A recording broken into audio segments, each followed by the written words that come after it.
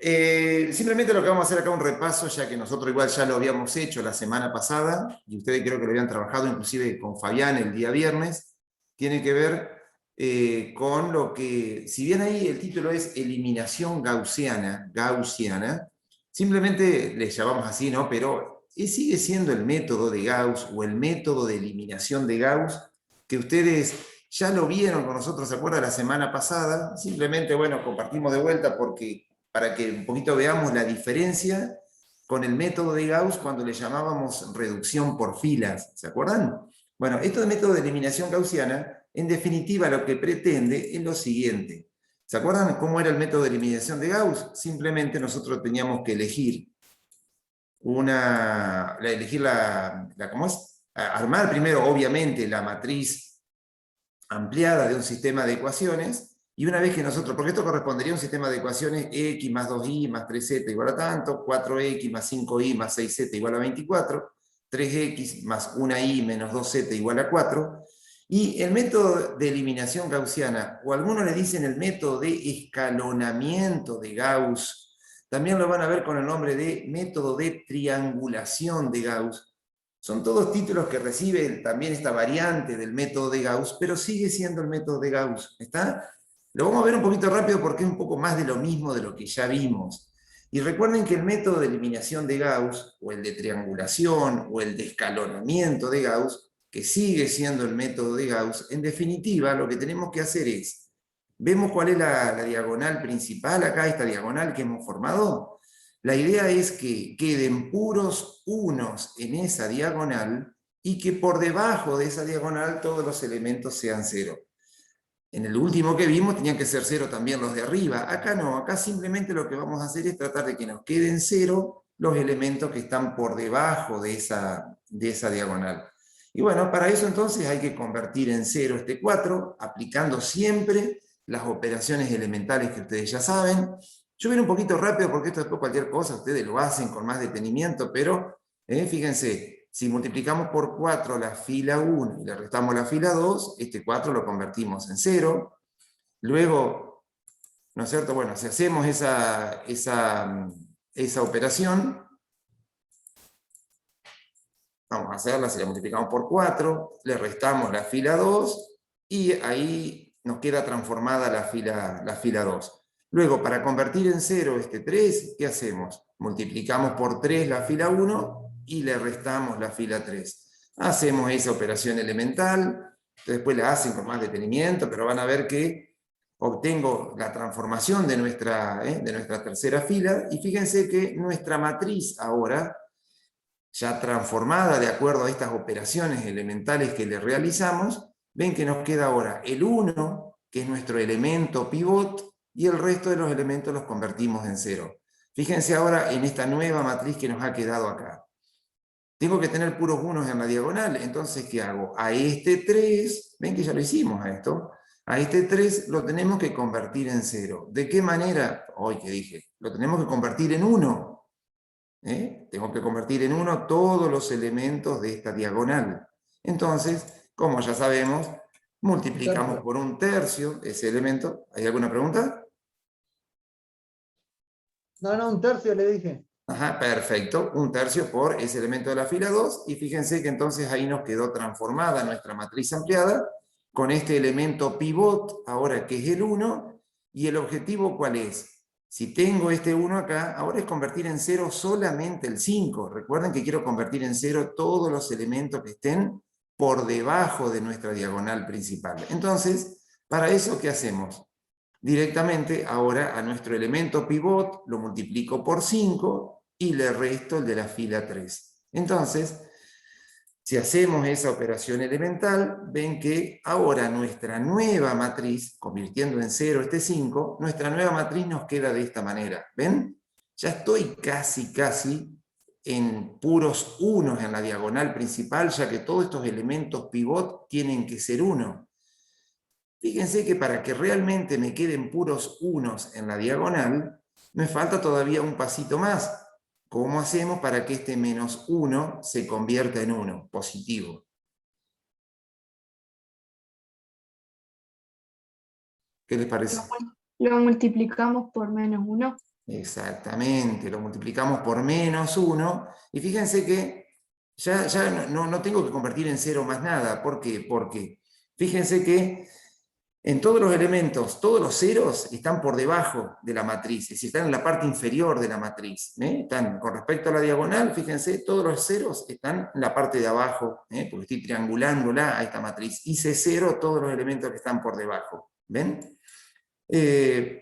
Bueno, esto es medio lo que ya más o menos sabemos, que está dicho en otras palabras. Fíjense que el primer número es distinto de 0, el que está a la izquierda, ¿no es cierto? Y todos los demás que están por debajo son 0. Y bueno, lo que está diciendo acá que, fíjense, si dos renglones sucesivos tienen elementos distintos de 0, el primer uno está a la derecha. Si acá tengo todo el elemento distinto de 0, el primer uno está a la derecha. Son apreciaciones que por ahí quizás tiendan a confundirlos, pero bueno, en definitiva les está aclarando, ¿no es cierto?, que qué es lo que está pasando. Yo logré escalonar la matriz cuando debajo de este 1 tengo puro 0, el elemento que sigue a la derecha tiene que ser un 1, y los elementos que están por debajo es 0, y bueno, eso es lo que está diciendo en otras palabras, ¿no es cierto? Cada uno de estos elementos se llama pivot, esos elementos distintos de 0, que están en esa diagonal, los vamos a llamar pivot, eso también ya lo habíamos comentado. Y fíjense que con respecto a esa diagonal, entonces todos los elementos que están por debajo tienen que ser 0. Esa matriz, cuando esto sucede, se dice que está escalonada. ¿Está? Y ahí terminaría el proceso. El proceso en cuanto a aplicar las operaciones elementales. Simplemente lo que faltaría hacer acá quizás, que por ahí, fíjense ustedes que lo podríamos, obviamente se tendría que hacer, es simplemente, dice final del proceso, pero nos falta un cachito en el proceso, que sería, acá en todo caso, multiplicar por -1 la tercera fila, pero que en definitiva, fíjense que si yo armo cada una de las ecuaciones así como está nuestra matriz ampliada, nos quedaría que -z es igual a -3. Si yo de antemano hice la operación, porque podría haberlo hecho de antemano, digo, bueno, a ver, podríamos haber escrito esto, que a la fila 3, podríamos haberlo hecho también si quisieran, y si ustedes lo hicieron está muy bien, yo podría haber dicho, a la fila 3 la reemplazo haciéndole la siguiente operación elemental. A la fila 3 multiplicarla por -1. ¿Qué hubiese pasado si lo hubiese multiplicado por -1? Y directamente acá nos hubiese quedado 1 y 3. Entonces directamente, ¿qué es lo que hubiese pasado ahí? Nada, simplemente que en vez de haberme quedado -z igual a -3, nos hubiese quedado directamente z igual a 3. Pero bueno, es un paso que por ahí podríamos haberlo evitado, como está evitado acá en la pantalla, ¿sí? Pero fíjense que logramos triangular la matriz, que era lo más importante. La logramos dejar en forma escalonada, que debajo de esa diagonal todos los elementos queden igual a 0. ¿Se acuerdan que ya lo resolvimos la semana pasada un sistema de esto? ¿Por qué? Porque ahora, una vez que nosotros de la última ecuación logramos hallar la incógnita z, ¿qué hacemos? Vamos a la segunda fila, que corresponde a la segunda ecuación, y nos queda y más 2z igual a 4, pero como, fíjense que z ya lo hallamos en el paso anterior, resulta que lo único que me queda por hacer es simplemente reemplazar la z por 3 y despejar y. Despejamos y vemos que y es igual a -2. Tengo el valor de z, tengo el valor de y. Entonces, ¿ahora a dónde voy? Voy a la tercera ecuación, que en este caso sería la primera nuestra, y fíjense que nos queda que nuestra tercera, perdón, en este caso nuestra primera ecuación es x más 2y más 3z igual a 9. Esa es nuestra ecuación. ¿Qué pasa? Hallamos z en el paso anterior, hallamos y, la única incógnita que nos queda es x. ¿Qué hacemos? Reemplazamos la y por -2, reemplazamos la z por 3, y resulta que despejando la x, nos queda que x es igual a -1.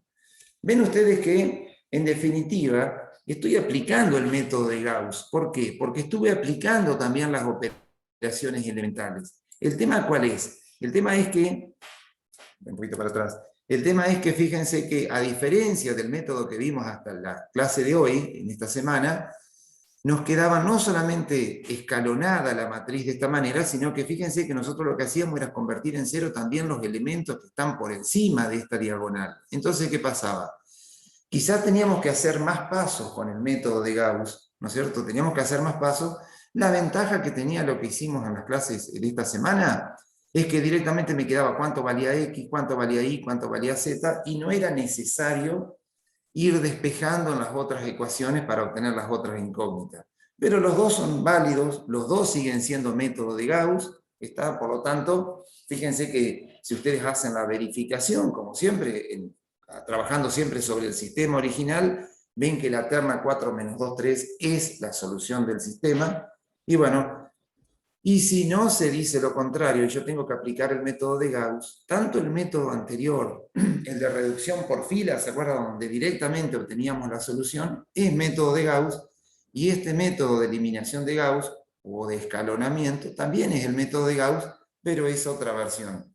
¿Cuál voy a utilizar? El que a ustedes les resulte más simple, ¿está? Porque a veces aplicar las operaciones elementales cuando tengo muchas fracciones, por ahí se me complica, entonces quizás pare el método cuando logré triangularla o escalonarla, como vimos en esta última parte. Pero sigue siendo método de Gauss, pero en este caso particular le llamamos método de eliminación de Gauss o de escalonamiento de Gauss. ¿De acuerdo? Bueno, era simplemente esto que ya lo habíamos hecho la semana pasada, lo estuvieron repasando con Fabián, y si Dios quiere lo van a seguir trabajando en las clases de consulta o en alguna otra clase que tengamos sobre sistemas de ecuaciones. Avanzamos un cachito más, a ver si en estos minutos podemos ver un poquito más, y que tiene que ver con, por lo menos lo empezamos al tema, lo terminamos si Dios quiere el próximo lunes. Profesor, ¿puede Sí, volver a señor. la diapositiva anterior, un cachito, la otra? No, cuando verificó. Antes, Es, sí, dale, ¿cuál es tu consulta?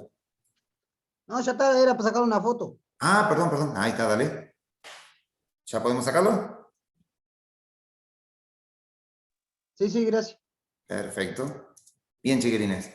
Vamos a un sistema particular que se llama sistema homogéneo o sistemas de ecuaciones lineales homogéneos. Fíjense ustedes alguna característica que ya puedan visualizar de un sistema de ecuaciones homogéneo. A ver si hay alguna característica que ustedes puedan llegar a decir, para mí es homogéneo por tal cosa. Alguna característica que ustedes al mirarlo al sistema puedan encontrarle esa característica que me permite a este sistema llamarlo de una manera particular. ¿Puede simplificar la primera fila? Más que eso, sin hacer ninguna operación, mirándolo a ese sistema de ecuaciones que ustedes ven ahí que El está. el término independiente es todo cero. Exactamente. Así se denominan así justamente a todos los sistemas de ecuaciones lineales donde todos los términos independientes son cero. Exactamente. Todos esos sistemas de ecuaciones cuyos términos independientes son cero corresponden a lo que se llama sistema de ecuaciones lineales homogéneos. Yo no sé si ustedes lo recuerdan, pero si no lo volvemos a ver ahora. ¿Recuerdan ustedes qué es lo que representa gráficamente cada una de estas ecuaciones lineales que tienen tres incógnitas? ¿Qué representaba geométricamente, gráficamente? ¿Qué representa cada una de las ecuaciones?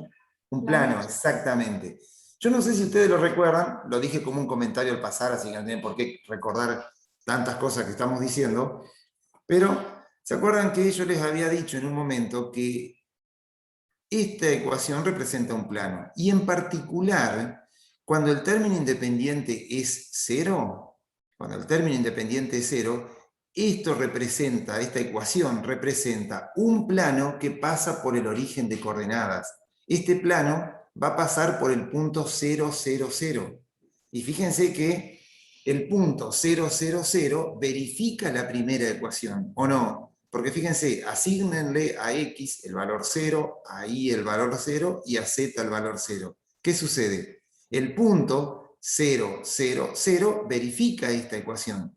¿Qué me está diciendo eso? Lo que me está diciendo que este plano pasa por el origen 0, 0, 0. Pasa por esa intersección de los tres planos coordenados, ¿se acuerdan? Entonces, este plano, cuando está esta suma de estas tres incógnitas, con sus correspondientes coeficientes, que todo representa un plano, si ese término independiente es cero, es un plano que pasa por el origen. ¿Y este otro? ¿Qué representará este otro plano? otro plano que también pasa por el origen. O sea que para este segundo plano que tenemos acá, el punto 0, 0, 0 también pertenece al plano, o sea que, fíjense, la terna 0, 0, 0 también verifica la segunda ecuación. Justamente se trata de otro plano que pasa por el origen. Y la tercera ecuación, fíjense que la terna 0, 0, 0 también verifica la tercera ecuación. Significa que son 3 planos que pasan por el origen, ¿o no? Si son 3 planos que pasan por el origen, nos estamos adelantando ya un poco a a una solución del sistema. Si yo tengo 3 planos que pasan por el origen, en esos 3 planos, ¿habrá algún punto en común a los 3 planos? Todos los puntos que pasen por el plano en común. ¿Y cuál es El ese punto? vértice. ¿Sería ese vértice que ustedes dicen El que sería el vértice. punto 0, 0, 0 o no? Porque fíjense Sí. que el punto 0, 0, 0 verifica la primera, la segunda y la tercera ecuación. Si el punto de coordenada 0, 0, 0 verifica las 3 ecuaciones, ese punto es la solución del sistema, ¿se entiende? ¿Qué quiero decir con esto? Que si yo tengo un sistema de ecuaciones homogéneo, ¿está? Lo que puede pasar, puede pasar que tenga infinitas soluciones, pero sí o sí la terna 0, 0, 0 siempre va a ser solución del sistema, ya sea la única o sea infinitas soluciones. ¿Y qué podemos decir también respecto a un sistema de ecuaciones homogéneo? Ya lo vamos a verificar, pero fíjense, si la solución 0, 0, 0, perdón, si la terna 0, 0, 0 siempre es solución de un sistema homogéneo, significa que nunca un sistema de ecuaciones homogéneo puede ser incompatible, ¿se entiende? Porque siempre, si son homogéneos, siempre va a estar igualado a 0 las 3 ecuaciones, y siempre el punto 0, 0, 0 va a ser solución. Si siempre va a ser solución el punto 0, 0, 0, entonces no cabe la posibilidad en un sistema de ecuaciones homogéneo que sea incompatible. Por lo tanto, una cualidad importantísima que tienen justamente los sistemas de ecuaciones homogéneos es que siempre son compatibles. Pueden llegar a ser compatibles determinado o indeterminado, pero siempre son compatibles. Y como ya nos está quedando demasiado poco tiempo, chiquilines, sobre esto vamos a ir trabajando el próximo lunes, así que bueno, simplemente ahora nos queda por concurrir entre